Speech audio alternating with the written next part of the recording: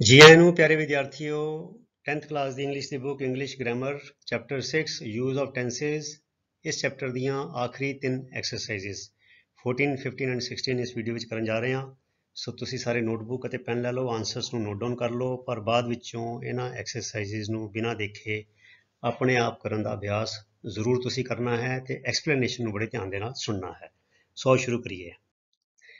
ਅੱਗੇ ਵਧਣ ਤੋਂ ਪਹਿਲੇ ਦੱਸ ਦਵਾਂ ਬੱਚਿਓ 10th ਕਲਾਸ ਦੀ ਜੋ ਆਪਣਾ ਜਿਹੜਾ ਚੈਨਲ ਹੈਗਾ ਚਟਸਾਲ ਕੈਪਟਨ ਯਸ਼ਪਾਲ ਸਿੰਘ, ਇਹਦੇ ਉੱਤੇ ਪਲੇਲਿਸਟਾਂ 'ਚ ਜਾਓਗੇ ਤੁਸੀਂ ਤੇ ਤੁਹਾਨੂੰ 10th ਕਲਾਸ ਦੀਆਂ ਹੋਰ ਪਲੇਲਿਸਟਾਂ ਵੀ ਮਿਲ ਜਾਣਗੀਆਂ। 10th science, 10th math, 10th math notes, 10th English main course book, 10th English literature, tenses ਤੇ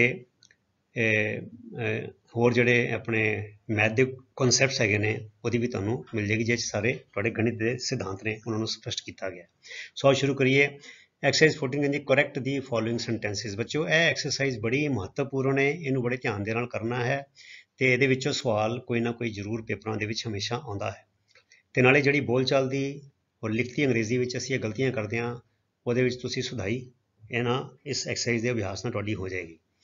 she had left yesterday। ਬੱਚਿਓ ਜਿੱਥੇ had left ਆਵੇ ਨਾ past perfect, ਉਹਦੇ ਨਾਲ ਫਿਰ ਇਦਾਂ ਟਾਈਮ ਦਾ ਜਿਹੜਾ ਹੈ ਨਾ yesterday, last evening, last week, last night ਇਹ ਨਹੀਂ ਵਰਤਿਆ ਜਾਂਦਾ, ਠੀਕ ਹੈ। ਸੋ ਜਦੋਂ ਇਦਾਂ ਵਰਤਿਆ ਜਾਵੇ ਜਿੱਥੇ ਟਾਈਮ ਦਾ ਇੱਕ ਇਸ਼ਾਰਾ ਹੋਵੇ ਵੀ last afternoon, last week, last night, ਉਹ ਉੱਥੇ ਫਿਰ ਅਸੀਂ ਜਿਹੜਾ ਕੀ ਕਹਿੰਦੇ ਨੇ ਪਾਸਟ, ਸਿੰਪਲ ਪਾਸਟ ਜਿਹੜਾ ਹੈ ਉਹ ਵਰਤਦੇ ਹੈਗੇ ਆ। ਸੋ ਇਹ ਬਣ ਜਾਏਗਾ she left yesterday, ਠੀਕ ਹੈ, ਉਹ ਕੱਲ ਚਲੀ ਗਈ। ਫਿਰ I had gone to Chennai last week, ਇਹ ਦੇਖੋ ਇੱਥੇ ਵੀ ਇਹੀ ਗੱਲ ਗਲਤੀ ਕੀਤੀ ਹੈ, ਲਾਸਟ ਵੀਕ ਹੈਗਾ, ਸੋ ਇੱਥੇ had gone ਨਹੀਂ ਆਏਗਾ, I went to Chennai last week, ਮੈਂ ਪਿਛਲੇ ਹਫਤੇ ਚੇਨਈ ਗਿਆ, ਠੀਕ ਹੈ।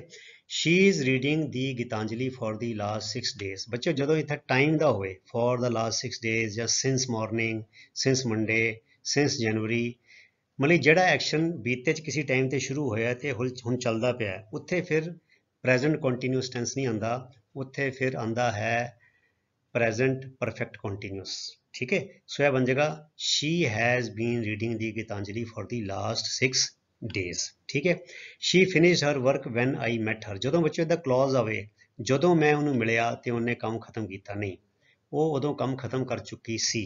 ਸੋ ਜਦੋਂ ਇਦਾਂ ਆਵੇ when I met her ਤੇ ਫਿਰ ਇੱਥੇ ਜਿਹੜਾ ਦੂਜਾ ਕਲੌਜ਼ ਹੁੰਦਾ ਹੈ ਉਹਦੇ ਵਿੱਚ ਪਾਸਟ ਪਰਫੈਕਟ ਵਰਤਿਆ ਜਾਂਦਾ ਹੈ, ਠੀਕ ਹੈ। ਸੋ she had finished her work when I met her, ਅਰਥਾਤ ਜਦੋਂ ਮੈਂ ਉਹਨੂੰ ਮਿਲਿਆ ਉਹ ਆਪਣਾ ਕੰਮ ਮੁਕਾ ਚੁੱਕੀ ਸੀ, ਜਾਂ ਜਦੋਂ ਮੈਂ ਉਹਨੂੰ ਮਿਲੀ ਉਹ ਆਪਣਾ ਕੰਮ ਮੁਕਾ ਚੁੱਕੀ ਸੀ।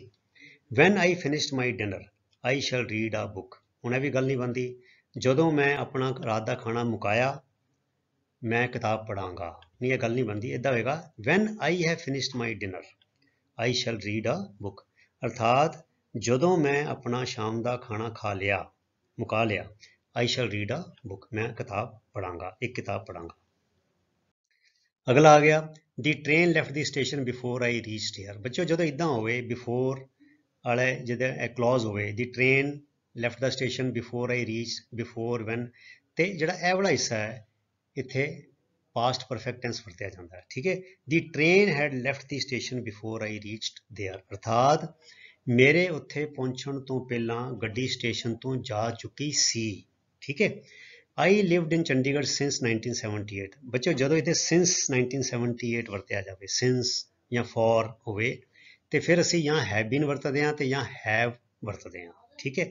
ਸੋ ਆਈ ਲਿਵਡ ਇਨ ਚੰਡੀਗੜ੍ਹ ਸਿੰਸ 1978 ਗਲਤ ਹੈ, ਇਹ ਬਣੇਗਾ I have lived in Chandigarh since 1978, ਅਰਥਾਤ ਮੈਂ 1978 ਤੋਂ ਚੰਡੀਗੜ੍ਹ ਵਿੱਚ ਰਹਿ ਰਿਹਾ ਹਾਂ, ਠੀਕ ਹੈ।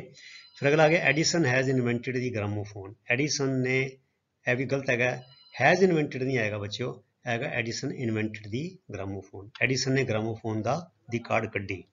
she had been born in 1980, ਇਹ ਗਲਤ ਹੈ ਬਿਲਕੁਲ, ਇੱਦਾਂ ਨਹੀਂ।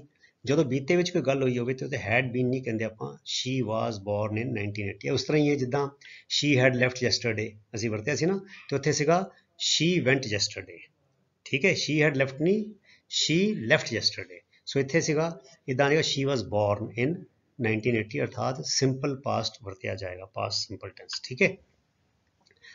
ਫਿਰ ਅਗਰ they are working hard since last month, ਇਹ ਦੇਖੋ since last month ਆ ਗਿਆ।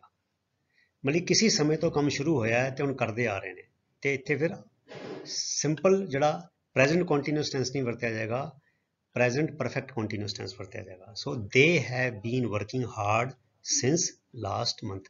ਇਹ ਸਾਰੇ ਬੱਚਿਓ ਜਿਹੜੇ ਇਹ 10 ਪੁਆਇੰਟ ਨੇ, ਇਹ ਸਾਰਿਆਂ ਨੂੰ ਤੁਸੀਂ ਚੰਗੀ ਤਰ੍ਹਾਂ ਇਹਦਾ ਅਭਿਆਸ ਕਰ ਲੈਣਾ ਹੈ। ਠੀਕ ਹੈ, ਅੱਗੇ ਚਲੀਏ। Exercise 15 fill in the blanks with the suitable farms for the verbs.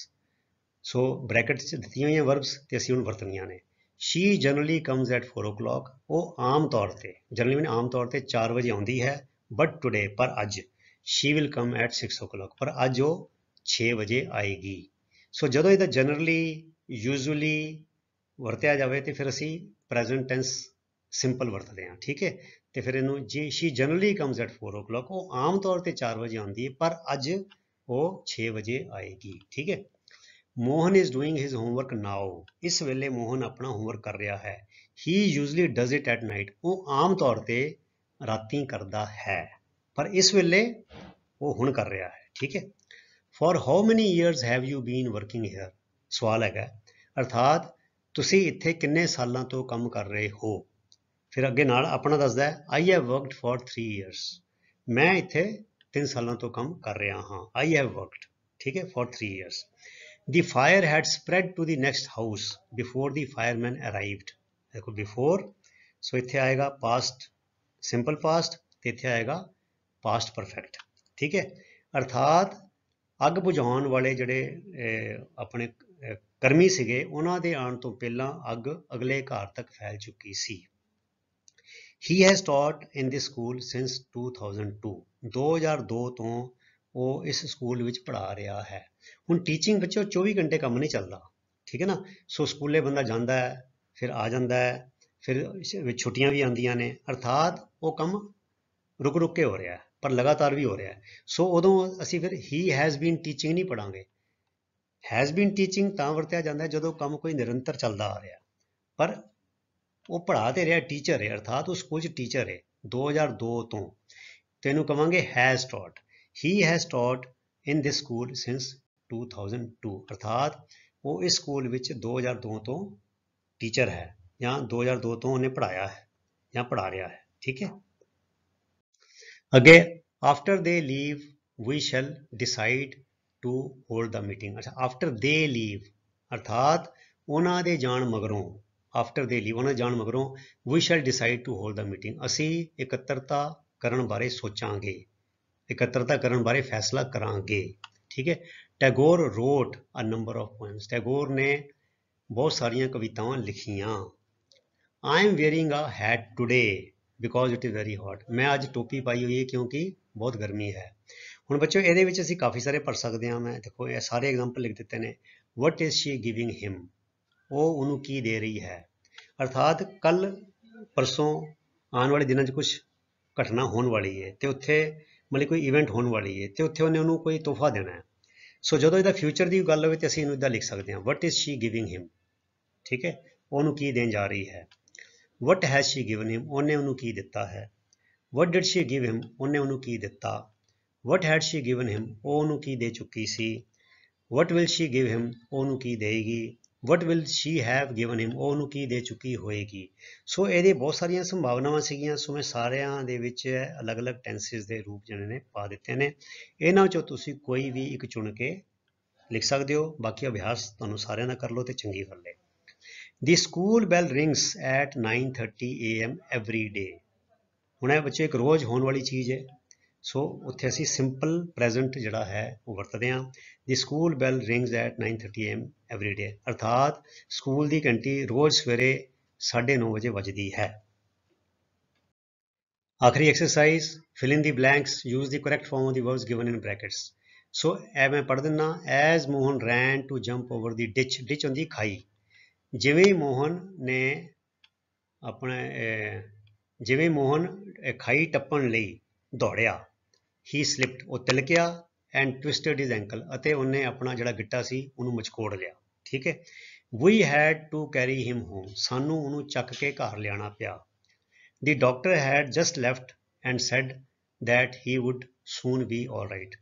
Doctor ਹਾਲੇ ਹੁਣੀ ਹੀ ਗਿਆ ਸੀ ਅਤੇ ਉਹ ਕਿਹਾ ਉਹਨੇ ਕਿ ਉਹ ਛੇਤੀ ਹੀ ਠੀਕ ਹੋ ਜਾਏਗਾ। ਠੀਕ ਹੈ। when she reached the station, when she ਜਦੋਂ ਉਹ ਸਟੇਸ਼ਨ ਤੇ ਪਹੁੰਚੀ, she learnt that ਉਹਨੂੰ ਪਤਾ ਲੱਗਿਆ that the train had left 10 minutes before ਕਿ ਗੱਡੀ ਜਿਹੜੀ ਹੈ ਉਹ 10 ਮਿੰਟ ਪਹਿਲਾਂ ਜਾ ਚੁੱਕੀ ਸੀ। The station master told her, station master ਨੇ ਉਹਨੂੰ ਕਿਹਾ that the timetable had changed the previous week ਕਿ ਜਿਹੜਾ ਟਾਈਮ ਟੇਬਲ ਸੀਗਾ ਉਹ ਪਿਛਲੇ ਹਫਤੇ ਬਦਲ ਚੁੱਕਾ ਸੀ। So had changed the previous week, had left 10 minutes before। ਠੀਕ ਹੈ, ਸੋ ਇਸ ਤਰ੍ਹਾਂ ਬੱਚਿਓ ਇਹ ਚੀਜ਼ਾਂ ਸਾਰੀਆਂ ਤੁਹਾਨੂੰ ਜਿਵੇਂ ਜਿਵੇਂ ਅਭਿਆਸ ਕਰੀ ਜਾਓਗੇ ਇਹ ਪਤਾ ਲੱਗਦੀਆਂ ਜਾਣਗੀਆਂ। ਸੋ ਪਿਆਰੇ ਵਿਦਿਆਰਥੀਓ, ਇਸ ਵੀਡੀਓ ਦੇ ਨਾਲ ਤੁਹਾਡਾ ਜਿਹੜਾ ਯੂਜ਼ ਆਫ ਟੈਂਸਿਸ ਲੈਸਨ 6 ਚੈਪਟਰ 6 ਜਿਹੜਾ ਹੈ ਇੱਥੇ ਸਮਾਪਤ ਹੁੰਦਾ ਹੈ। ਸੋ ਤੁਸੀਂ ਇਸੇ ਤਰ੍ਹਾਂ ਮਨ ਲਗਾ ਕੇ ਮਿਹਨਤ ਦੇ ਨਾਲ ਅਨੁਸ਼ਾਸਨ ਦੇ ਨਾਲ ਆਪਣੀ ਪੜ੍ਹਾਈ ਕਰੀ ਚਲੋ ਤੇ ਅਗਲੇ ਵੀਡੀਓ ਤੱਕ ਲਈ ਗੁੱਡ ਬਾਏ। ਤੁਹਾਡਾ ਸਾਰਿਆਂ ਦਾ ਬਹੁਤ ਬਹੁਤ ਧੰਨਵਾਦ। ਰੱਬ ਰਾਖਾ। Thank you very much.